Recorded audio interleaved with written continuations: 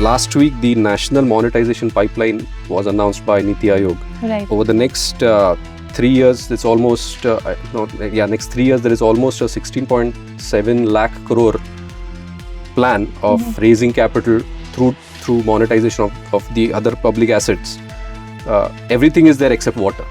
So then it got me thinking that, why is water excluded? Is it by design, or is it something that is a policy decision, conscious policy decision? Water being a fundamental right, there is a notion that we have that water has to be given free.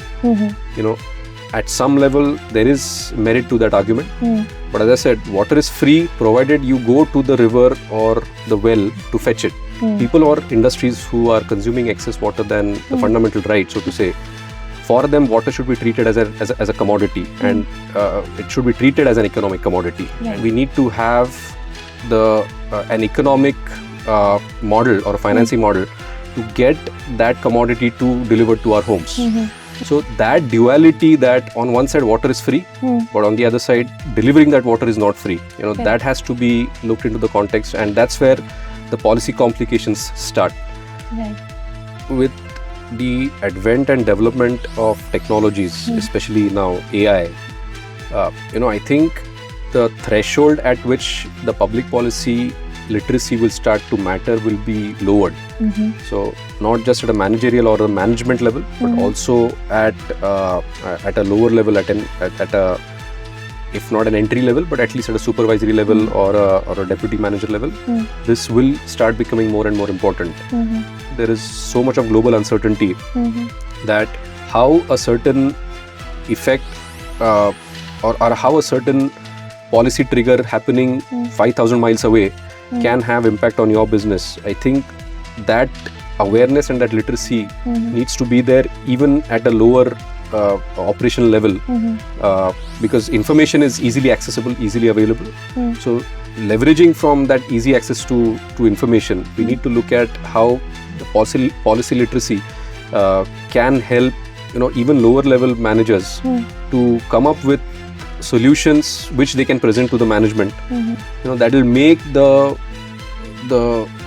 managerial levels executives also more productive. They become more indispensable, if I were to use, because they are more aware of what levers are to be used when it comes to policy literacy. And overall it gives a multiplier effect from a career perspective of that manager, of that executive as well, going forward, because that executive has a broader view of the business growth and what kind of risk management needs to happen.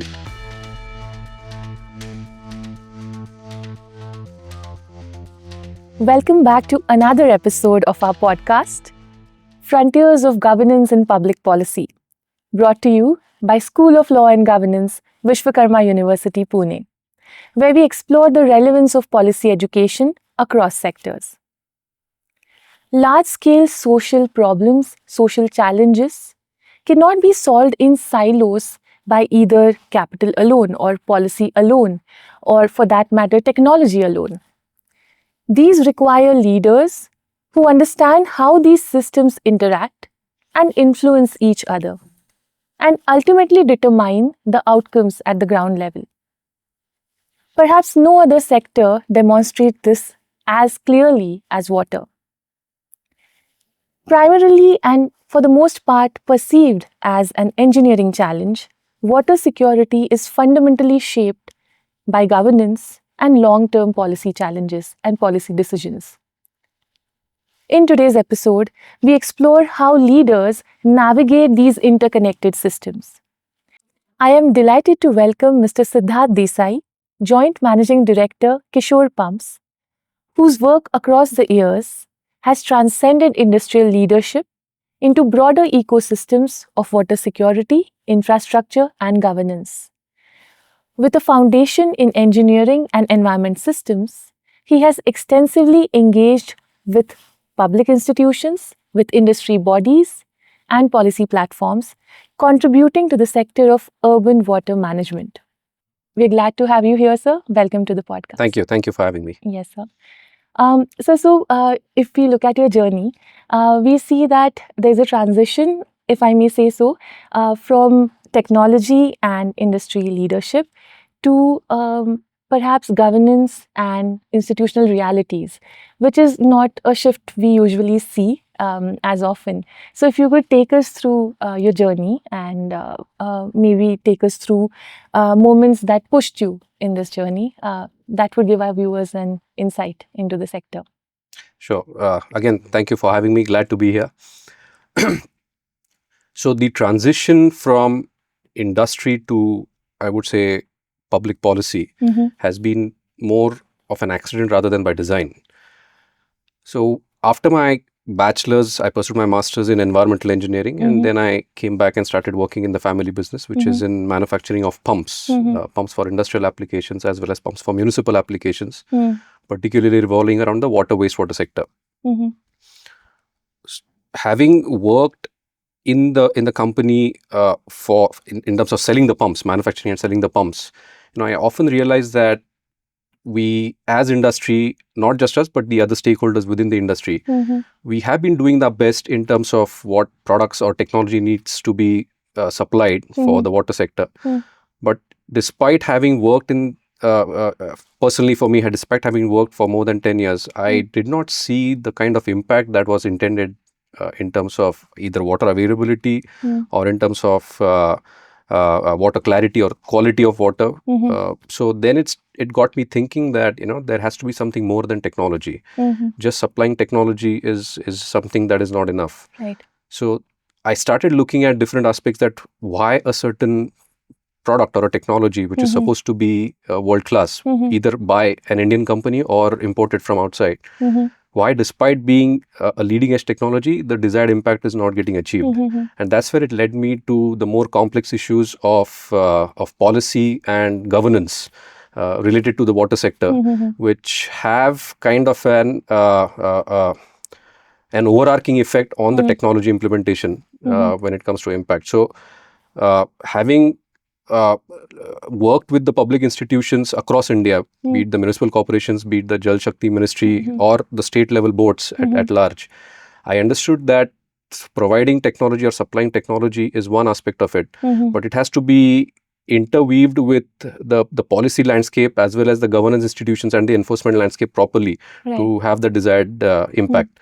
So that is the kind of a background of how my transition happened from an industry stakeholder or an industry participant to more of a public policy and public institution supporting. It's a voluntary activity, something that I do not only to support the business, but I truly believe that is the way that India will ever achieve water security, when industry works together with the public policy and the public institutions at large to have the desired impact in terms of water availability as well as clean water as well. Yes. And water availability, like you said, is something that is going to impact all of us, irrespective of the industry or public.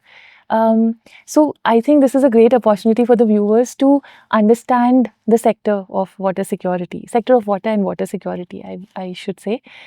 If you could throw some light on why water security is not as much a technical problem. Like you said, you realized that it was more about a policy problem. If we could go more into detail into this particular facet. Sure.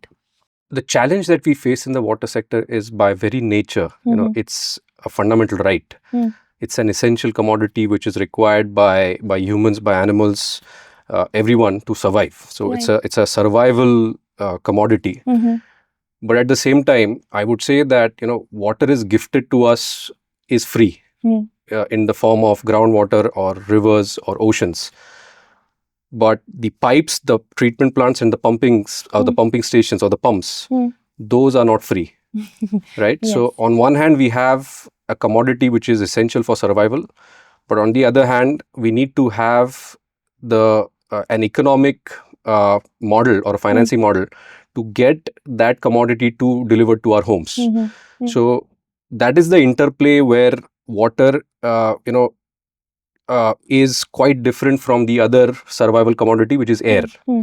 Air, you don't need to have delivery mechanisms for air. You just breathe air, that's it. Whereas water, you need delivery mechanisms for getting the water delivered to your particular home or facility or college or wherever. So that duality, that on one side water is free, but on the other side delivering that water is not free, that has to be looked into the context, and that's where the policy complications start. Right.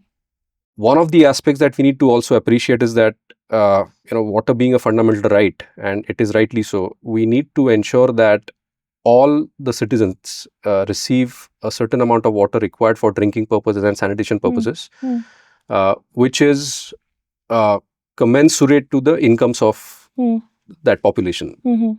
So that fundamental reality is there. But on the other side, there is also the reality that people who consume excess water, people or industries who are consuming excess water than the fundamental right, so to say, for them, water should be treated as a commodity, and it should be treated as an economic commodity. Right. And when I say an economic commodity, there are markets that start coming into picture, free markets that need to come in, where the pricing affects how water is being priced as well. So that is the complexity in which we need to operate the water sector, and that has direct implications in terms of how we look at financing the water sector, how we look at governance of water sector, and so on and so forth. Just a quick example, last week the national monetization pipeline was announced by Niti Aayog, Right. in which a lot of the assets were planned for monetization through long-term operation rights, be it roads, ports, airports, railways, whatever. Conspicuously, water was missing from that. So over the next 3 years, it's almost next 3 years there is almost a 16.7 lakh crore plan of raising capital through monetization of the other public assets. Everything is there except water. So then it got me thinking that, why is water excluded? Is it by design, or is it something that is a policy decision, conscious policy decision, that is why water is excluded? And if you look at it very closely, the two challenges that make it difficult for water assets to be monetized, one is that the water projects are not bankable. What I mean by bankable is, for the monetization system to work, some private entity has to bid for those projects, and they have to pay an upfront amount, not the entire asset amount, but certain upfront amount, and then they get annuities over the operating of the asset over the period of time.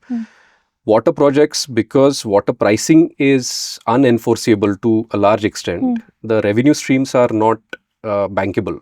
So that's why companies are not able to provide a project plan to raise finance for that. So this was a big eye opener for me also, that except water, all other infrastructure projects were able to be monetized or are being monetized except for water sector. So we need to understand these complexities in the water sector. And when we talk about water security for the nation as a whole, we need to navigate these complexities and look at, on one hand, water as a fundamental right, and a certain amount of water for drinking and sanitation purposes needs to be delivered to the required population. But on the other hand, it is an industrial enabler for economic growth, which also needs its fair share of water. But there, the water markets need to play an active role. So that is how the interplay between, I would say, water security needs to evolve, even at a governmental thinking. We need to look at how we can price water to the needy population as a fundamental right at a certain point, and over and above that, through metering, we need to have a cascading effect, wherein on one hand conservation is promoted through higher tariffs for unjustified consumption.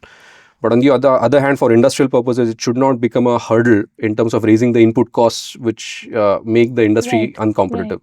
So these are the complex realities in the water sector, and policy formulation in the water sector is very complex. And there are a lot of these interconnected parts where you push one lever, something else pops up. These are the complexities which we need to operate in. Yes. So because water is so fundamental to our survival, like you said, it throws up these complexities when it comes to policy formation. And so what you're saying is that we need to regulate this sector effectively enough that access to the needy population is guaranteed, whereas the pricing is correct and profitable to the industry that uses it, along with having conservation related aspects, so that we can incentivize conservation. Right, sir? So you spoke about how you realized that technology was even the best technology could not be translated because of lack of institutional support, perhaps. If you could throw some light on that and give us an example, perhaps, of a technology that was a great solution, but it could not be implemented because of.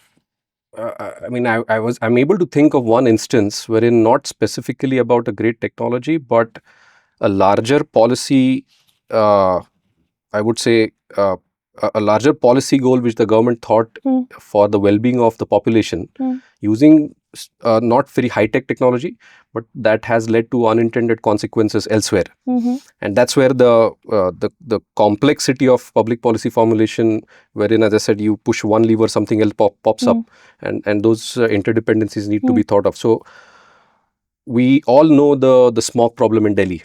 Yes. Right. In end of October, November, we see the AQI dropping drastically. Yes. AQI, the AQI increasing drastically, the air quality dropping drastically. But, we know that by and large, one of the major contributors is the stubble burning coming from Punjab and Haryana. Yes. Now, I'm trying to link several aspects to the smog problem that we have identified at this case, and how policy formulation is kind of a wicked issue when it comes to water conservation. So the genesis or the origin of this problem kind of dates back to 2009, where there was this act passed by both the government of Punjab and government of Haryana called the Preservation of Subsoil Water Act. Now, what this act is and how it came about was because we all know that there is a groundwater problem in Punjab and Haryana, where farmers are extracting water excessively to feed the paddy and the wheat that is grown in those regions. Until 2009, when the governments were observing that the groundwater is depleting on one hand. So the typical schedule of the paddy sowing and harvest was that they used to sow the paddy around beginning of April, ending till beginning of May, and the harvest used to happen somewhere around end of September. That's the Rabi crop, and then the Kharif crop, the wheat rotation, paddy and wheat rotation cycle was there. So before 2009, farmers used to get a sufficient amount of time, about 30 to 40 days, to clear their farms and go for sowing of wheat. In 2009, identifying the problem of groundwater extraction and depleting aquifer tables, both the governments of Punjab as well as Haryana, they said that through this Preservation of Subsoil Water Act, they banned the sowing of paddy until the monsoons arrived. So the monsoon sowing season, the paddy sowing season shifted from around, let's say, mid of April to end of May, about 1.5 months delayed, because monsoons are supposed to arrive around mid of June in that region. The purpose for this policy or this act was to preserve the groundwater and discourage over extraction of groundwater. So the idea was that once the sowing is delayed and the monsoons arrive, so there'll be less groundwater extraction and we'll be able to protect our water table, which was a noble intention, and it was the desired policy that was at that time. But the consequences, if you look at what happened, because of the sowing happening 1.5 months later, the harvesting was also pushed back 1.5 months later. So the harvesting, which was otherwise happening around mid of September, was pushed to end of October around. And after that, when the farmers used to get sufficient amount of time to clear their farms for the wheat sowing, now they had a very tight window of 10 to 15 days, just from 30 to 40 days for the sowing of paddy. So then the fastest way to clear their fields was to burn them. Correct. Around that same time, and this is where the public policy, the interdisciplinary approach of public policy formulation comes in. Around the same time, we have the beginning of winter in North India. So there is what is called as the temperature inversion happening in the northern Gangetic plains. So temperatures start dropping and the wind pattern changes. So the air becomes still in the entire North Gangetic plains. So on one side, the westerlies are blowing, the temperature inversion happens, and then the air becomes still. Before 2009, when the paddy was harvested around mid of September, there was sufficient time, even if crop burning was there. I mean, I'm not saying that crop burning started only after this 2009 Act. It was happening before also to a lesser extent, but it was happening. But at least they had time to clear off the weather patterns allowed the smog to clear off to a lot extent. But with this, because the burning happened around end of October when the winter is about to start, that's where, and combining with the temperature inversion, that's when the problem of smog exacerbated. Right. So to protect groundwater of Haryana and Punjab, you created a problem in Delhi. Right. So this is a classic example of how, not necessarily, I said, a high-tech technology, but a technology implementation to protect groundwater, which was the borewell pumps or the groundwater pumps. To protect the groundwater depletion, you created a policy which has an undesirable effect somewhere else. Yes. So understanding these multidisciplinary and complex approaches is at the heart of public policy formulation. So linking these different aspects kind of gives you an idea of why public policy needs to be interdisciplinary. And it's not only about technology. The public, in this particular case, the policy makers also needed to understand the behavioral part of the farmers, because farmers are economic rational actors. They will do what is best in their interest in terms of minimizing the cost and maximizing the profit. So understanding the behavioral economics behind this problem, if they had understood that, probably this act wouldn't have been implemented. Now the idea to tackle the groundwater depletion was a different, because that was created by another issue of free electricity. So free electricity to protect the farmer incomes and lowering the cost of production of paddy and wheat led to groundwater depletion. To protect the groundwater depletion, you created a law which created the smog in Delhi. So this kind of I would say exemplifies and also manifests the complexity and the wicked problems of public policy that are there, which are which is now becoming more and more important for public policy makers to understand, learning from this and understanding the complex behavior and going towards a solution accordingly. Right, sir. This actually beautifully demonstrates, like you said, how interdisciplinary public policy education and public policy formulation need to be. And it kind of provides a validation to us at the School of Law and Governance, because the curriculum that we have devised for our Masters in Public Policy program, we have tried to draw from all the disciplines, like you said, behavioral sciences, be it economics, be it geography, be it sociology. So that kind of provides us that validation. And also, it is kind of, it makes one realize that public policy is very intricate and nuanced. And I don't know if I will be trivializing it by saying that it is susceptible to the butterfly effect. Like, so what you're doing right now may have, effect that you have perhaps not anticipated.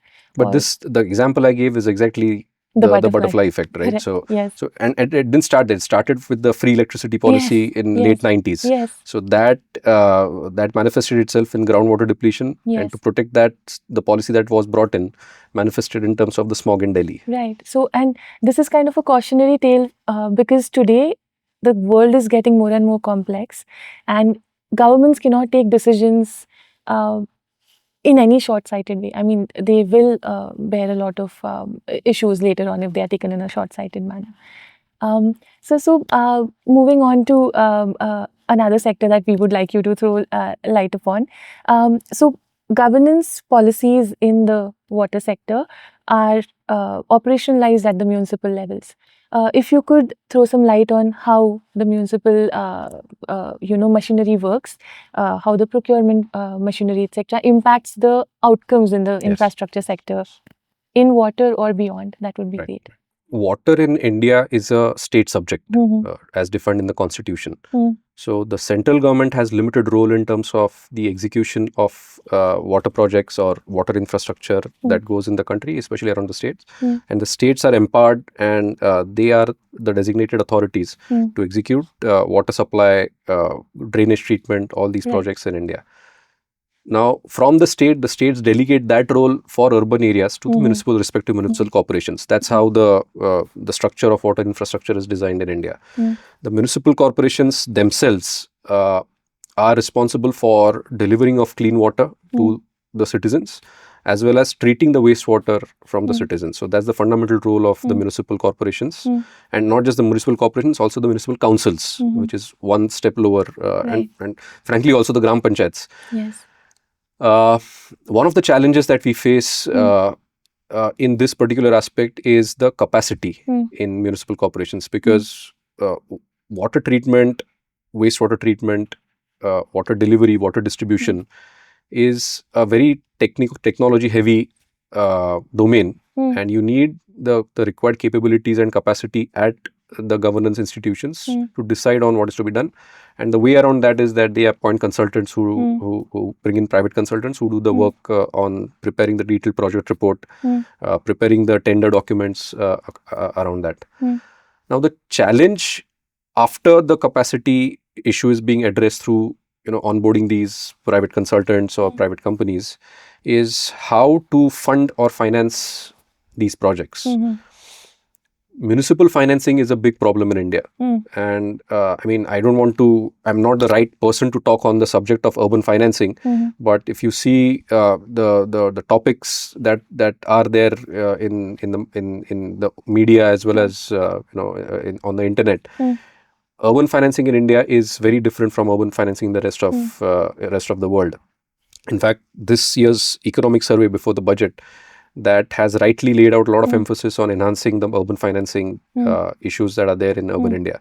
So when it comes to the water sector, again, you have the capacity issue, then you have the financing issue, and then thirdly is, I would say, the operation and maintenance issues that are there. Technology per se is the least of the problems, because technologies are very predictable. You know that if you are going to design a particular machine for a certain duty, the machine will deliver that. But you can't predict that of the institution and the governance mechanisms that govern that technology. So technology, I would say, is the least of the problems. How that technology is kind of woven, or how that technology is woven with the institutional and the governance mechanisms and the financing systems is ultimately what decides the success of a project when it comes to the municipal water or wastewater treatment systems. So that is, I would say, the first challenge of capacity, financing, and the service delivery or the operation maintenance of these points, and the technology as a subset of this. The second issue we face is in terms of the governance structures. In India, if you look at different municipal corporations, they have different ways how water is governed within the city itself. For example, in Pune or in Pimpri-Chinchwad, we have under the municipal corporation, we have the water department and you have a drainage department. So the mandate for the water department is to ensure that they get to supply clean water to the residents, and the mandate for the drainage department is to take that used or wastewater and treat it and put it back in the rivers or for reuse purposes. Right. However, the water sources are quite varied. So we also depend in Pune, for example, about 30% of our water is dependent on groundwater. So groundwater, unfortunately, is not covered under the corporation. So the water department is responsible for water supply, but that is only for the dam water that we extract from the dams, whereas the groundwater is governed under Groundwater Survey Authority, that is under the State Department, GSDA, Groundwater Survey Development Authority. So there is a governance mismatch in how surface water is managed and how groundwater is managed in Pune as well as Pimpri-Chinchwad or in Maharashtra in general. If you look at other examples in India, for example, Chennai. Chennai is, I would say, one of a good examples in India because of their natural water scarcity, they have been managing their water much better than many parts of India. They have what is called as a parastatal structure, wherein there is one institution at the city level which is empowered to do everything about water, be it surface water, be it groundwater, be it, in case of Chennai, seawater desalination, and also wastewater. So all water. So they have the concept, I mean, if I were to put it in easier terms, one water. So anything to do with water is under that department or that parastatal body. Similarly in Bangalore. Mhm.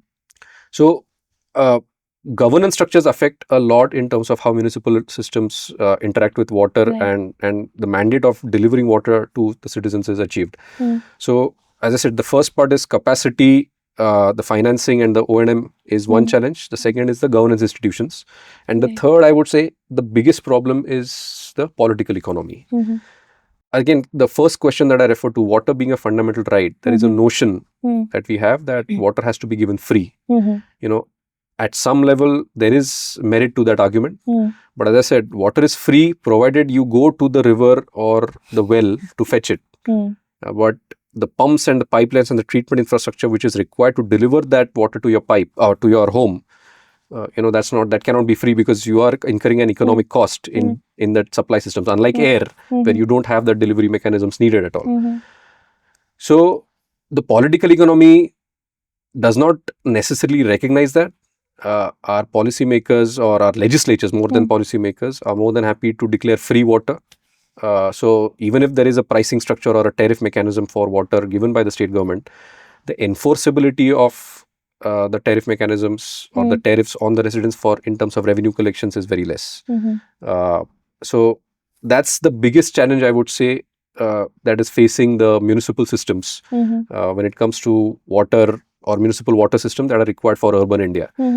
How to reform that? Frankly, I don't have any answers, but one aspect is clearly there, that we need to have a strong political will to get around this problem of political economy. So if that political will comes in, and other things will start falling in place. That's my personal opinion, of course.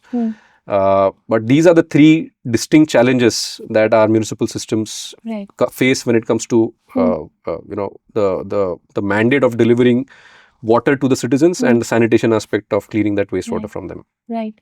So we've understood the sector to a great extent now, and the policy gaps that exist, perhaps. Let us now try to understand who all can be a part of the solution, perhaps, to the existing challenges.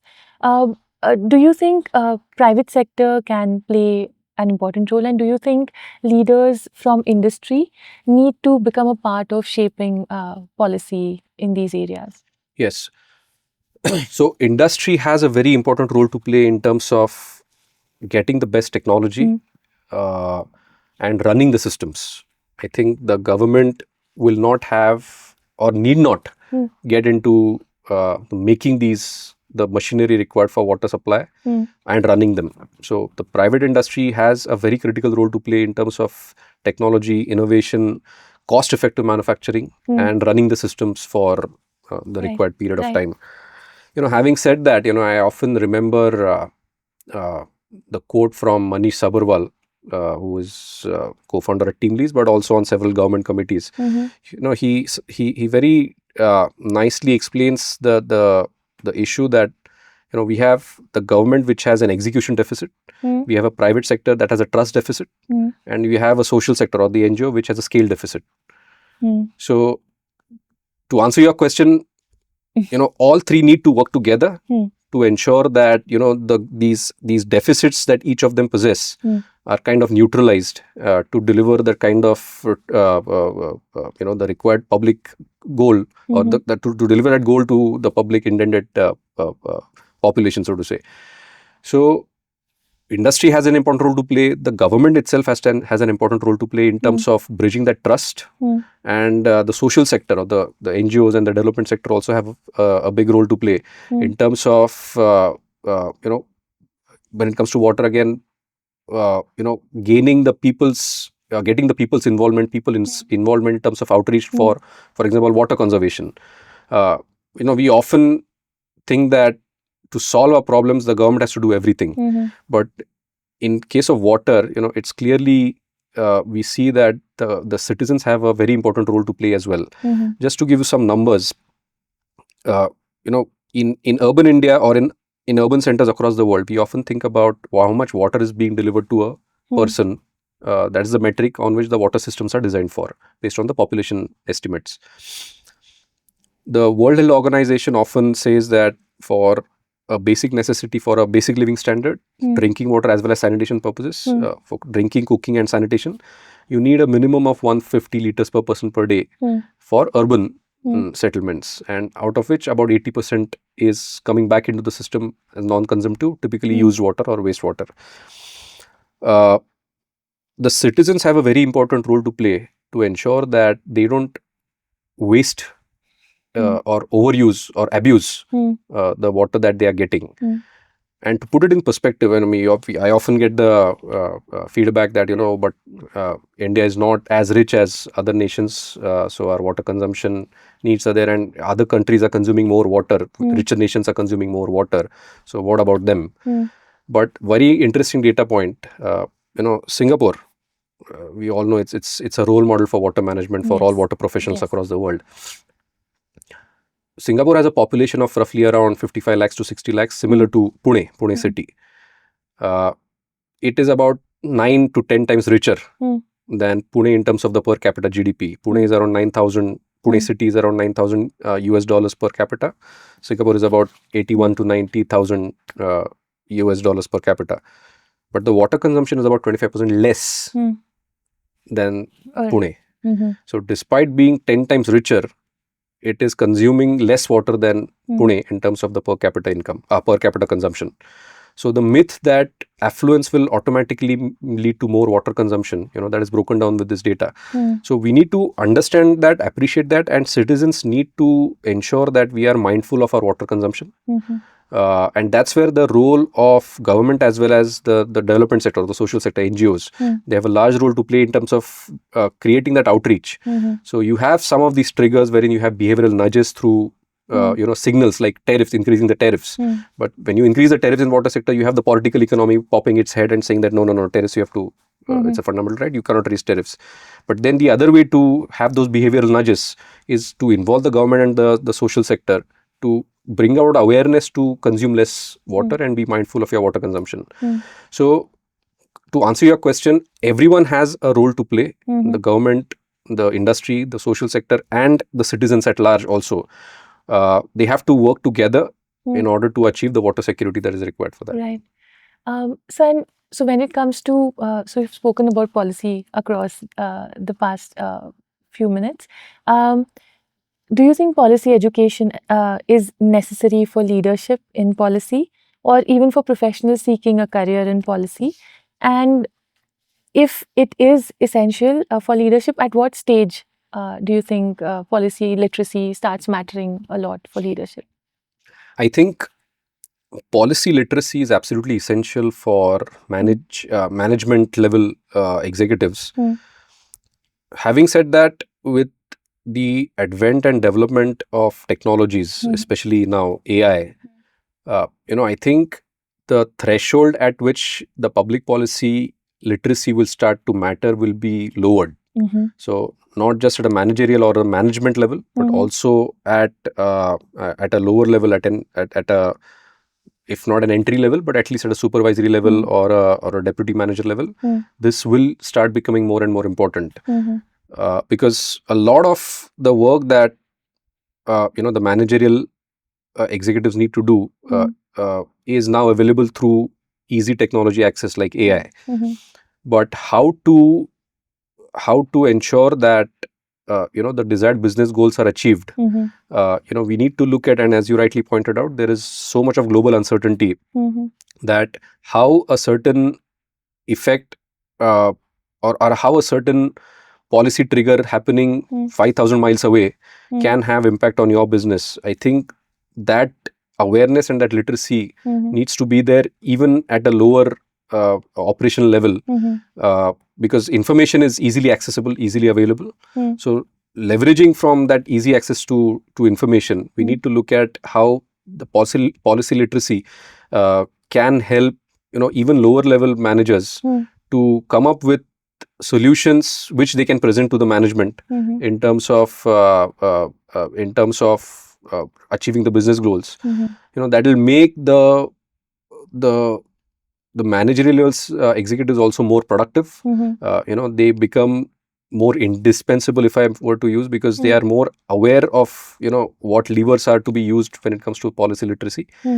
And overall, it gives a multiplier effect from a career perspective of that manager, of that executive as well, going forward, because that executive has a broader view of the business growth and what kind of risk management needs to happen from there. Right, sir. So what we have understood until now is that policy and policy education, policy literacy has become kind of indispensable today. No matter what level of, if you're an executive, if you're a founder, if you're a, industry leader, this is something that has absolutely become a necessity. Thank you so much, sir, for joining us today. And it was a really insightful conversation where we understood the intricacies and nuances, like you said, of policy and policy making and policy implementation, and how all of us can play a role in the solutions. And what came out more than anything else is that everything is interconnected. We live in a very complex system. None of us can survive in vacuum. And therefore, all of us need to be literate as far as policy goes, as far as policy education goes, to understand how we are impacting and how we can create a positive impact on each other. Thank you so much, sir. This was a really insightful It was a pleasure. Thank you so much. Thank you. Today's conversation reminds us that as we move forward into a future defined by complexities, the need for leaders who can think across sectors is only going to get stronger. Thank you for joining us in today's conversation, and we look forward to more such conversations where we explore the role of policy literacy in shaping leadership that can answer the challenges of tomorrow. Thank you.